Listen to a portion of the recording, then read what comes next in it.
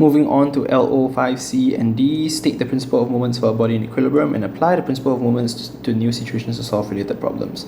Perhaps the most common mistake I see students make in this topic is to anyhow apply or misapply the principle of moments to questions. So they will see a question like this, they see force moments in different directions, somehow they're just going to throw in the principle of moments and then get stuck because they have no idea what they're doing, right?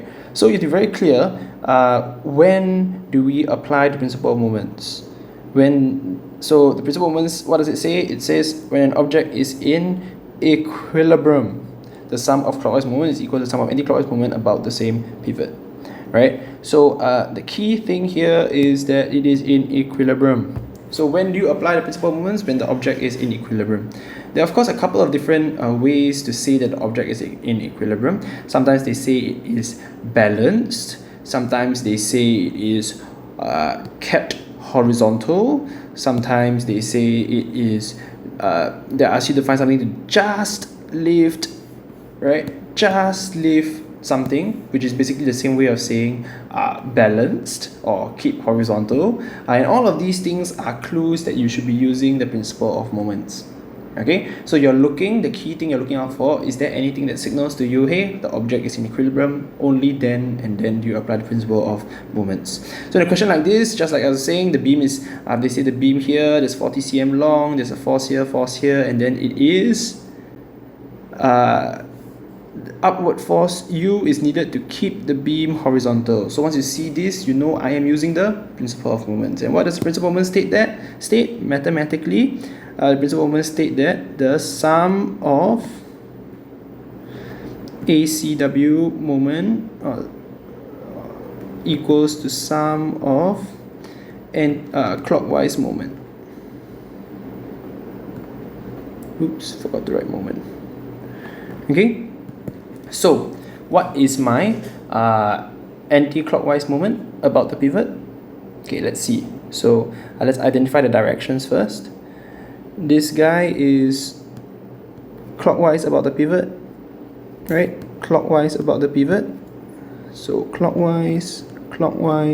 Well, this guy, upward force is this way about the pivot. So, I'm curling around the pivot. And this is anti-clockwise. Right, so which one gives me anti-clockwise moment? Just this one, and it is, so the anti-clockwise moment due to this force is U times, what is the distance from the pivot? The perpendicular distance from the line of action force to the pivot is 40 cm. Okay, next, my sum of clockwise moments. Note that each force has its own, produces its own moment about the pivot because it has its own force and its own distance. Right, so each force has its own moment. You need to add them. You need to add up the moments, not the forces, not the distance. Okay, find each individual moment first and then add them together. So sum of clockwise moment. Let's do the 2 Newton force first. So the 2 Newton force is 2 times 10. Right. This is my first one. My second one is my 4 Newton force. What's the distance from the 4 Newton force to the pivot? Can you see this force is 20 cm to the pivot, right? So this is my principle of moments. Okay, so from here onwards, it's really just simple math. So this will be 20 plus, I don't know, 80, and then this U times 40, so this 100 over 40 is U, which will give me 2.5. Okay, so the answer is C. Next question. The total mass of load and the wheelbarrow is shown, 60 kg. The gravitational field strength is 10 newtons per kg. What is the size of force F needed to just lift the wheelbarrow? Again, this is another way of saying in order to keep it horizontal, because just the lift is keep it horizontal, right? Then any more you move it. So this is same meaning as keeping it horizontal, which is keeping it balanced, which is keeping it equilibrium. So you're going to use your principle of moments.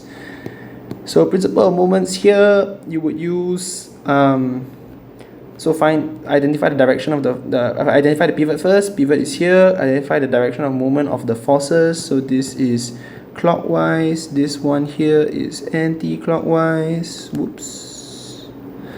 Okay, and then yeah, let's go at it. So CW moment, sum of CW moment equals sum of AC. Of course, in MCQ you don't have to write this down, but you should be writing down in a structured question, right?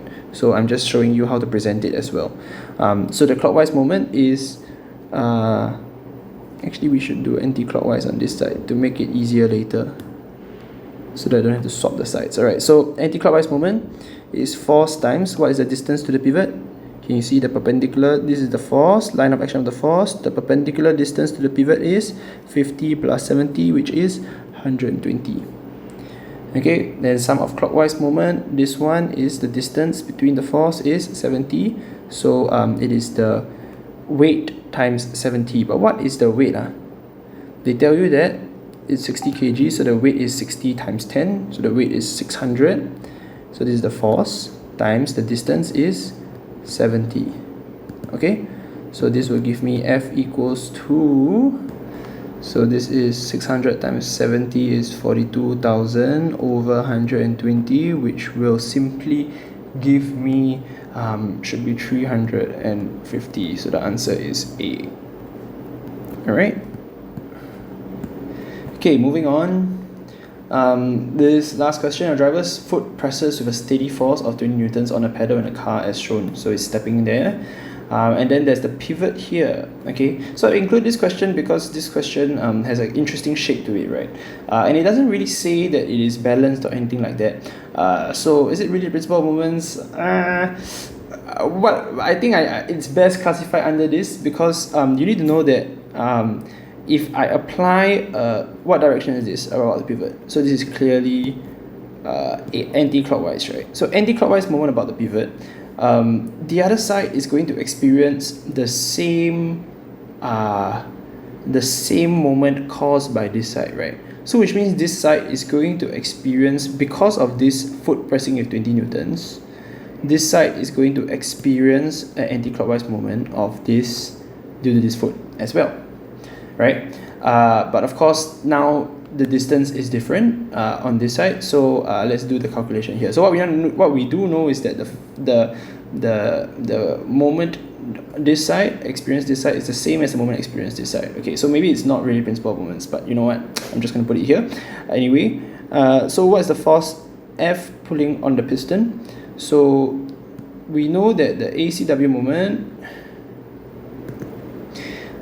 due to the foot is going to be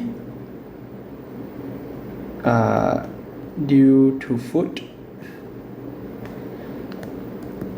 okay, or pedal or whatever, is 20 newtons times distance is 40 cm, which will give me 800 newtons cm.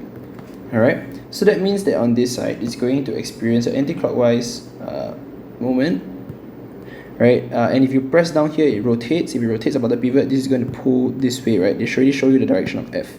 So this is the F, and then what's the distance? The perpendicular distance is from the pivot, right? Can you see this is the perpendicular distance? The shortest distance here is 5 cm. So F equals, so moment at piston is going to be equals to F times 5 cm, right? And you know that that is going to be 800 equals to F times 5. So F equals to 800 divided by 5, which should give you, okay, let me write that down, which should give you 160 newtons. Alright?